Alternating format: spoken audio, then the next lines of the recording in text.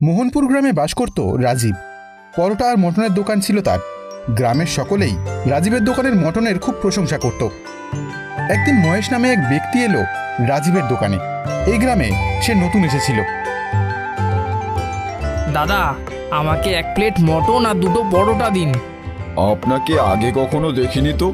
আপনি কি মোহনপুরে নতুন এসেছেন? হ্যাঁ দাদা, আমি এ গায়ে নতুন। আপনার দোকানের মটনের খুব নাম শুনেছি, তাই তো খেতে এলাম। আচ্ছা, বেশ বেশ, আপনি বসুন, আমি মটন নিয়ে আসছি।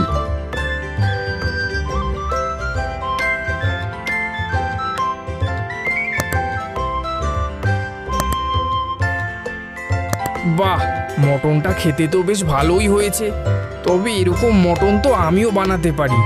হ্যাঁ, একটা আইডিয়া এসেছে। রাজীবদার দোকানের পাশে আমিও একটা দোকান খুলবো, পরোটা আর মটন বিক্রি করব। মনে তো হচ্ছে ভালোই লাভ হবে। কয়েকদিনের মধ্যেই রাজীবের দোকানের পাশে একটা পরোটা আর মটনের দোকান খুলল মহেশ। মহেশের দোকানে মহেশ বসেছিল এবং খরিদ্দারদের সে ডাকছিল।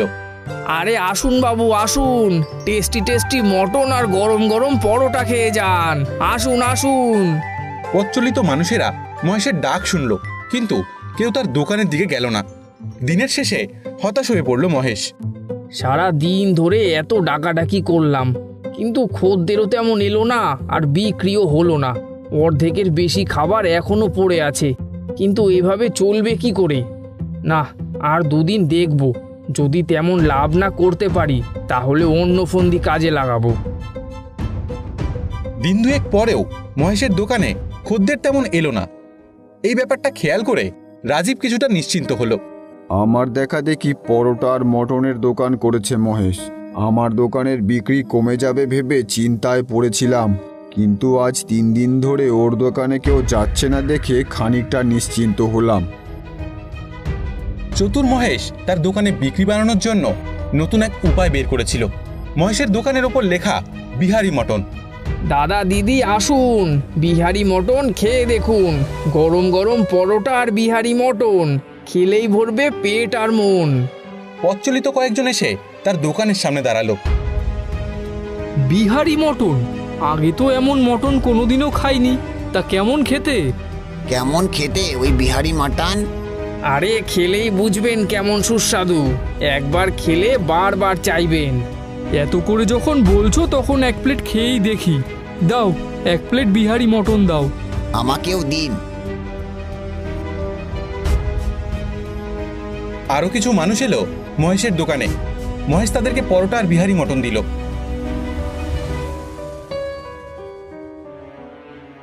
সেদিন রাতে মহেশ দোকানে বসেছিল। সারাদিনে কেমন বিক্রি হয়েছে তার হিসাব করছিল। আজ মোটামুটি ভালোই বিক্রি হয়েছে। ফন্দিটা যদি ঠিকঠাক কাজে লাগে তাহলে কাল থেকে আমার দোকানে আরো বেশি বিক্রি হবে। হয়তো লাইনও পড়ে যাবে এই বিহারি মটন খেতে। হা হা হা হা। কয়েকদিন পর দেখা গেল সত্যি সত্যি মহেশের দোকানের বাইরে গ্রামবাসীরা লাইন দিয়ে দাঁড়িয়ে আছে বিহারি মটন খাবার জন্য। ও মহেশদা, আর কতক্ষণ দাঁড়াতে হবে? আপনার দোকানের বিহারি মটন খাওয়ার জন্য সেই কখন থেকে অপেক্ষা করছি। আর একটু দাঁড়াও ভাই, ওদের তো হয়ে এসেছে। আর ভালো জিনিস খেতে হলে একটু তো অপেক্ষা করতেই হবে ভাই। ফন্দিটা ভালোই কাজে লেগেছে মনে হচ্ছে। এবার আরো অনেক লাভ করব আমি। হা হা হা হা হা। রাজীব তার দোকানে বসে আছে। কদিন ধরে দেখছি মহেশের দোকানে খদ্দেরদের ভিড় উপচে পড়ছে। এইদিকে আমার দোকানে কেউ আসছে না। মহেশ আবার ওর দোকানের নাম রেখেছে বিহারি মটন। শুনেছি বিহারি মটন নাকি দারুণ খেতে। কিভাবে বানায় কে জানে। রাজীবের স্ত্রী তার ছোট্ট ছেলেকে নিয়ে বসেছিল। এমন সময় রাজীব বাড়ি ফিরে এলো। শুনছো, কখনো অনেকক্ষণ থেকে বিহারি মটন খাওয়ার বায়না ধরেছে। 1 প্লেট বিহারি মটন নিয়ে আসবে? আচ্ছা, নিয়ে আসছি। খোকনের জন্য নিয়ে আসবো, আর আমিও একটু খেয়ে দেখবো ওই বিহারি মটন কতটা ভালো খেতে। কিছুক্ষণ পর 1 প্যাকেট বিহারি মটন নিয়ে রাজীব বাড়ি ফিরে এলো। এরপর খোকন আর রাজীবের স্ত্রী সেই মটন খাচ্ছিল। এমন সময় রাজীব বলল, আমাকে একটুখানি দাও তো, দেখি কেমন খেতে।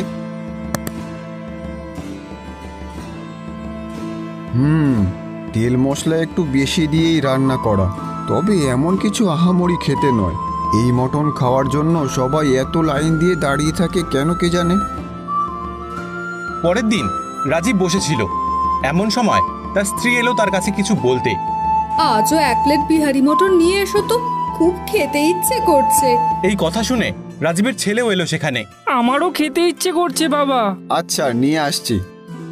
কিছুক্ষণ পর মহেশের দোকান থেকে বিহারি মটন নিয়ে এলো রাজীব। তার স্ত্রী ও ছেলে সেটা চেটেপুটে খেলো। তার স্ত্রী আর তার ছেলে যখন চেটেপুটে খাচ্ছিল, রাজীব তাদের সামনে দাঁড়িয়েছিল। খাবে একটু? না, তোমরাই খাও। পরের দিন রাজীব তার দোকানে বসেছিল। দোকানে তেমন বিক্রি নেই, আজও তাড়াতাড়ি বাড়ি ফিরে যাই।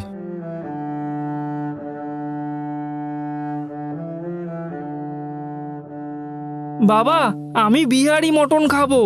দুদিন ধরে তো ওই বিহারি বিরিয়ানি খাচ্ছিস, আজ আর খেতে হবে না। না না, আমি বিহারি মটন খাবো। তুমি এক্ষুনি আমাকে বিহারি মটন এনে দাও। ছেলের কান্না শুনে তার স্ত্রীও ঘর থেকে বেরিয়ে এলো। ছেলেটা কান্নাকাটি করছে, এনে দাও না 1 প্লেট বিহারি মটন। সত্যি বলতে কি, আজও আমার ওই মটন খেতে ইচ্ছে করছে। এদের কি হলো? বিহারি মটন খাওয়ার জন্য যে এরা একেবারে পাগল হয়ে গেছে। কি এমন আছে ওই মটনে? সেদিন ওই মটন খাওয়ার সময় কেমন একটা গন্ধ পেয়েছিলাম আমি। নিশ্চয়ই কিছু একটা ব্যাপার আছে। এই বিহারি মটনে কি রহস্য লুকিয়ে আছে আমাকে জানতেই হবে।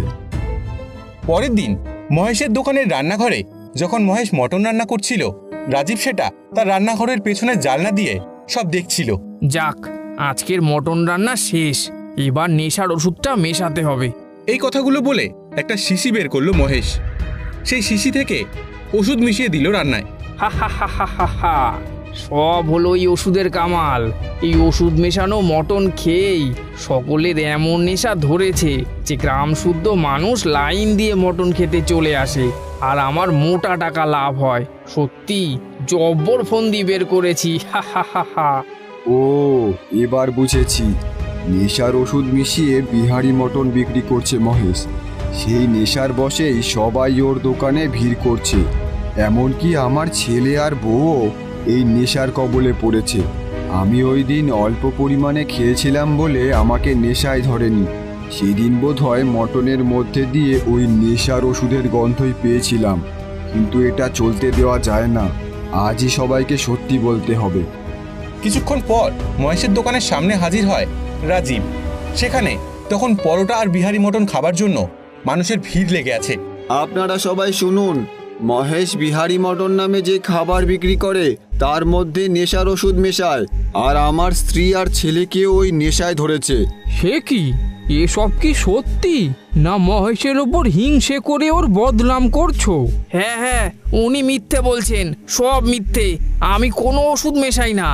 আপনারা আমার কথা বিশ্বাস করুন, আমি সত্যি বলছি।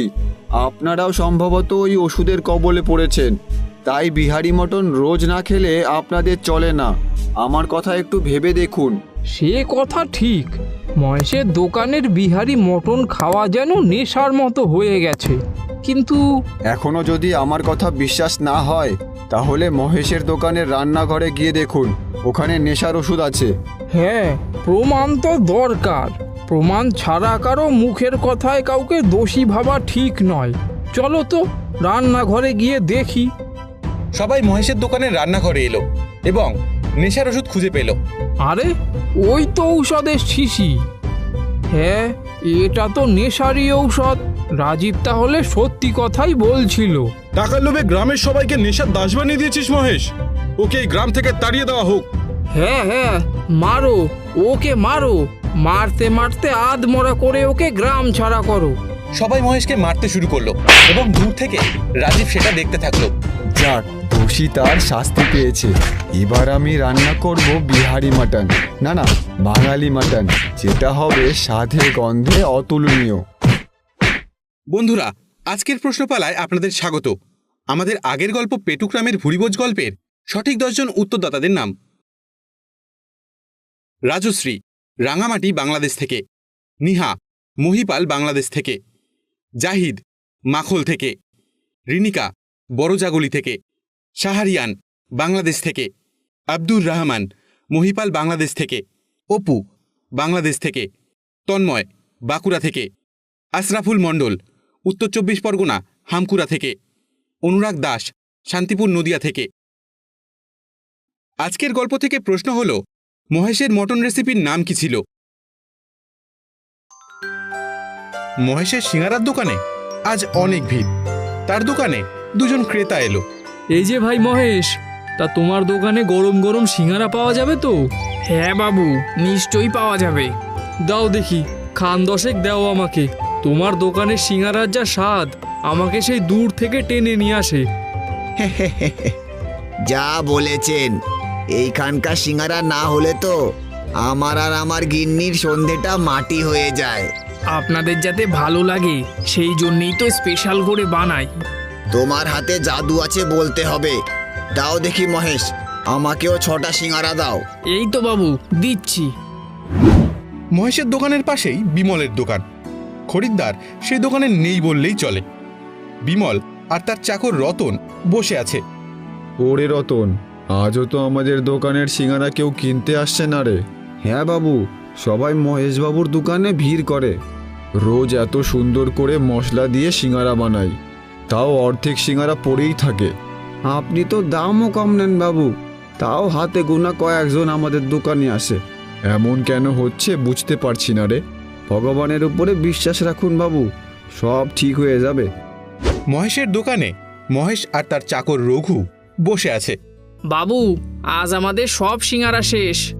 হে হে, শেষ তো হবেই, শেষ না হয়ে যাবে কোথায়? এই আমার দোকানের সিঙ্গারা একবার যে খাবে তাকে তো বারবার আসতেই হবে। ঠিক বলেছেন বাবু। শোন রঘু, তোকে যেই মশলাটা আমি দিয়েছি সেটা শুধু তুই রোজ সিঙ্গারার মশলার সাথে মিশিয়ে দিবি, তাহলেই হবে। আজ্ঞে বাবু। বেটা রঘু, তুই কি করে জানবি ওই মশলার মধ্যে আছে নেশার ওষুধ? সিঙ্গারা খেলে তো সবার নেশা ধরে যায়, তাই তো বারবার আমার দোকানে চলে আসে, আর আমার অনেক টাকা লাভ হয়। হে হে হে।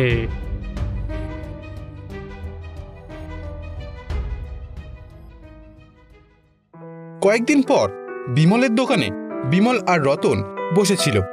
সামনে অর্ধেক ঝুড়ি সিঙ্গারা। রতন, মনে হচ্ছে কেউ আর আসবে না। অনেক সিঙ্গারা রয়ে গেল বাবু, এইগুলোর কি হবে? এক কাজ কর, তুই কয়েকটা নিয়ে যা, আর বাকিগুলো একটা পাতায় বেঁধে আমাকে দে, বাড়ি নিয়ে যাই। ঠিক আছে বাবু। রাস্তা দিয়ে বিমল হাঁটছে, তার হাতে এক ব্যাগ সিঙ্গারা। পথের পাশে একজন গরিব মানুষ মাথা নিচু করে বসে আছে। এই যে ভাই, কি হয়েছে তোমার? এমন ভাবে বসে আছো কেন? আমার যে খুব খিদে পেয়েছে বাবা, কাল থেকে আমি কিচ্ছু খাইনি। ওহো, এ তো খুব কষ্টের কথা। আমাকে কিছু খেতে দেবে বাবা?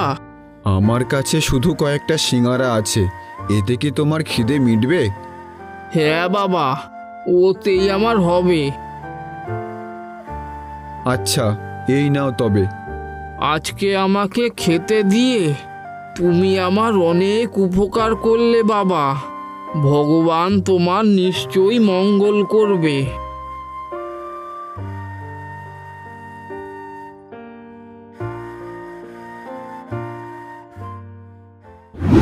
বিমল বাড়ি ফিরে এসে দেখে তার বাড়ির সামনে একজন সাধু দাঁড়িয়ে আছে। এ কি সাধু বাবা, আপনি এখানে দাঁড়িয়ে আছেন কেন? আসুন, ভেতরে আসুন, কিছু মুখে দিয়ে একটু বিশ্রাম করুন। তার কোনো প্রয়োজন নেই বাবা। এমন বলবেন না সাধু বাবা, আমি গরিব হলেও আপনার যথাসাধ্য সেবা করব। আরে বোকা, সেবা তুই আগেই করেছিস। অসহায় ক্ষুধার্ত মানুষকে তুই খেতে দিয়েছিস, ওতেই আমার সেবা হয়ে গেছে। বাবা, আপনি সব জানেন? হ্যাঁ জানি, তোর প্রতি আমি সন্তুষ্ট হয়েছি। যদি কোনো সমস্যা থেকে তুই মুক্তি পেতে চাস আমায় বল। আপনি তো সব জানেন সাধু বাবা, আমার একটা সিঙ্গারার দোকান আছে, কিন্তু বিক্রি তেমন হয় না, লাভের মুখও দেখতে পাই না। এই নে, এই কৌটোটা ধর। এর মধ্যে একটা বিশেষ ধরনের মশলা আছে। রোজ সিঙ্গারা বানানোর সময় 1 চামচ করে মশলা ওই সিঙ্গারায় মিশিয়ে দিবি। এই মশলা দিয়ে সিঙ্গারা বানালে আমার সিঙ্গারা বিক্রি হবে বাবা? নিশ্চয়ই হবে, তবে একটা কথা মাথায় রাখবি, অসহায় মানুষকে সাহায্য করতে কিন্তু ভুলবি না। আচ্ছা সাধু বাবা। মঙ্গল হোক। পরের দিন সকালবেলা বিমল সাধু বাবার দেওয়া কৌটোটি নিয়ে তার দোকানে এলো। সে দোকানে এসে দেখে রতন সিঙ্গারার পুর বানাচ্ছে। শোন রতন, এই কৌটো থেকে 1 চামচ মশলা নিয়ে তারপর ময়দা মাখ। এইটা কিসের মশলা বাবু? এটা সিঙ্গারা তৈরির মশলা, এটা দিয়ে মাখ, তাহলে সিঙ্গারা খেতে আরো ভালো হবে। আচ্ছা বাবু। দোকানের সামনে সিঙ্গারার ঝুড়ি নিয়ে এলো রতন। বিমল দোকানের ভেতর বসে আছে। বাবু, আজকে সিঙ্গারাগুলো ভাজার পর দারুণ গন্ধ ছড়াচ্ছে, মনে হইতেছে খাইতেও খুব ভালো হবে। বুঝলি রতন, সবই ওই মশলার গুণ।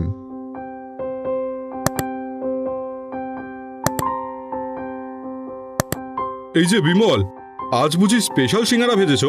দূর থেকে সিঙ্গারার কি সুগন্ধ পেলাম। হ্যাঁ দাদা, আজ আরো ভালো মশলা দিয়ে সিঙ্গারা বানানো হয়েছে। এই যে একেবারে গরম গরম সিঙ্গারা। এমন গন্ধ যে জিভে জল চলে আসছে বারবার। মনে হচ্ছে খেতেও দারুণ হবে। 5টা দাও দেখি। না না না না, 10টা দাও, 10টা। দিচ্ছি দাদা।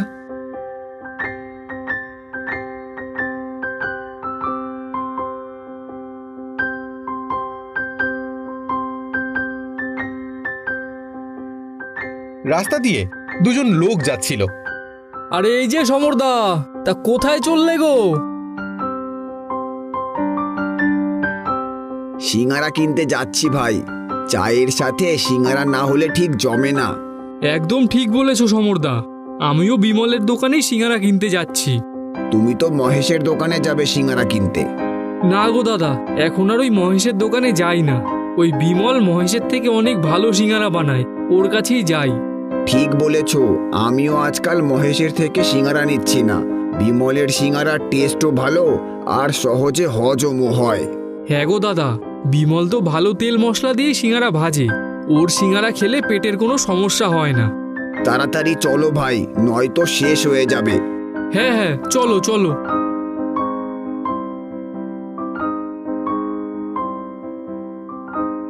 মহেশ তার দোকানে বসে আছে। আজ তার দোকানে একটাও খরিদ্দার নেই। কি যে হলো কিছুই তো বুঝতে পারছি না। আগে তো সবাই আমার দোকানে সিঙ্গারা কিনতে আসতো, কিন্তু কয়েকদিন ধরে দেখছি সবাই ওই বিমলের দোকানেই যায়। নিশ্চয়ই বেটা রঘু ওই ওষুধটা মশলায় মেশাচ্ছে না। রঘু, এই বেটা রঘু, এদিকে আয় তাড়াতাড়ি। আইকে বাবু, ডাকছিলেন? কিরে বেটা, আমি তোকে যেই মশলাটা দিই সেটা কি তুই আজকাল আর সিঙ্গারাতে মেশাচ্ছিস না নাকি? হ্যাঁ বাবু, মশলা তো আমি রোজই ঠিকঠাক মেশাই। আচ্ছা ঠিক আছে, তাহলে তুই একটা কাজ কর, আজকে 2 চামচ মশলা না দিয়ে 4 চামচ মশলা দে। নেশার ওষুধের ডবল ডোজ পড়লে সবাই আবার সুরসুর করে আমার দোকানেই চলে আসবে। না, যাই আরও ওষুধ কিনে নিয়ে আসি।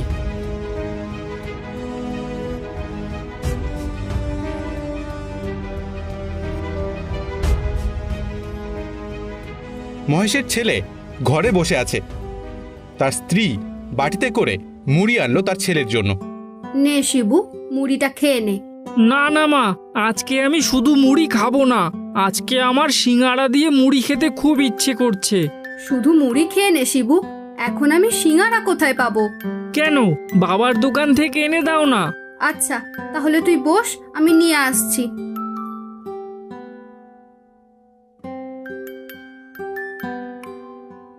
মহেশের দোকানে রঘু একা বসে আছে। এমন সময় সেখানে মহেশের স্ত্রী এলো। রঘু, তোর বাবু কোথায়? বাবু একটু বেরিয়েছেন মা। আমাকে 4টে সিঙ্গারা দে তো রঘু, শিবু মুড়ি দিয়ে খেতে চাইছে। দিচ্ছি মা।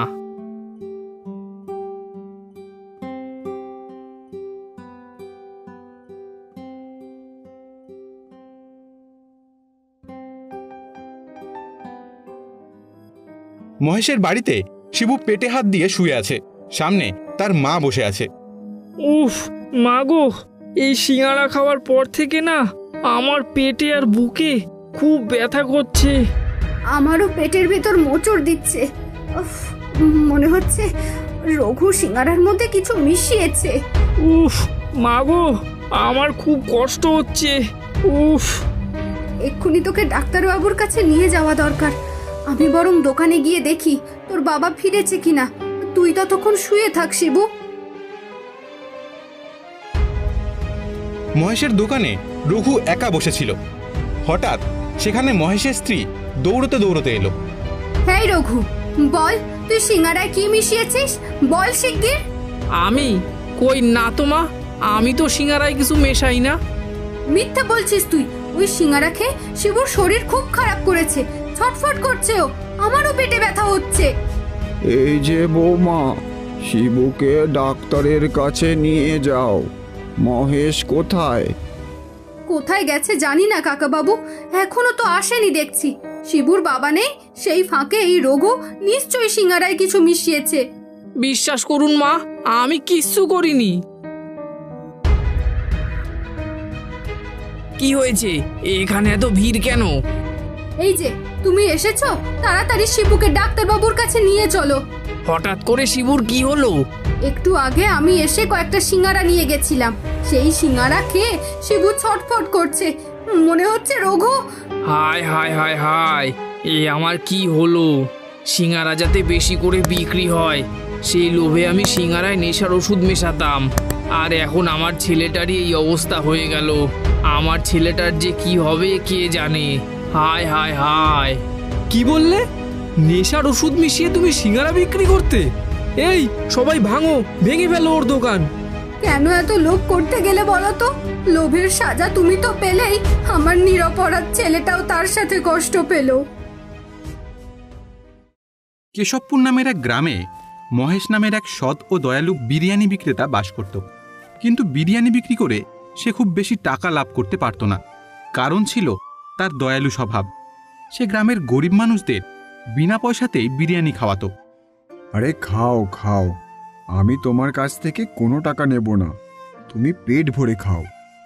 অনেক ধন্যবাদ মহেশ দাদা তোমাকে। তুমি আমাদের মতো গরিব মানুষদের কাছ থেকে কোনো টাকা পয়সা নাও না বলেই আমরা মাঝে মধ্যে তোমার কাছ থেকে বিরিয়ানি খেতে পারি। আর তোমার মতো দয়ালু মানুষ আছে বলেই তো আমরা এখনো বেঁচে আছি। আরে না না ভাই, কি যে বলো তুমি। আবার যখন বিরিয়ানি খেতে ইচ্ছে হবে আমার কাছে চলে এসো। আচ্ছা মহেশ দাদা, আমি তাহলে এখন আসি। হ্যাঁ ভাই, এসো।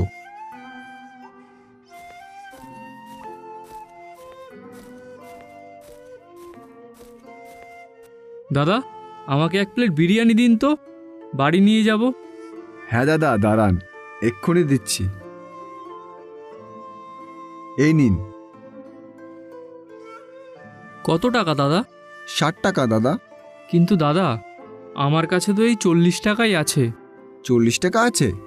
আচ্ছা ঠিক আছে, তাই দিন। এভাবেই মহেশ সারাদিন বিরিয়ানি বিক্রি করে সন্ধ্যাবেলায় বাড়ি ফিরে যেত। মহেশের এই রকম বিনা পয়সায় বিরিয়ানি খাওয়ানোর কারণে তার স্ত্রী ও বৃদ্ধ মা খুব চিন্তায় থাকত। এই নাও লতা। মাত্র এই কটা টাকা? আচ্ছা তুমি বলো, এই কটা টাকাতে সংসার চলে? বাবা, তুই যদি এভাবেই বিনা পয়সায় বিরিয়ানি দিতে থাকিস তাহলে তো আমাদের না খেয়েই মরতে হবে। আমি কি করব বলো মা, এই গরিব মানুষগুলোর কষ্ট যে আমি দেখতে পারি না। ওনাকে আর বলতে হবে না, ওনাকে বলা আর দেওয়ালকে বলা একই সমান।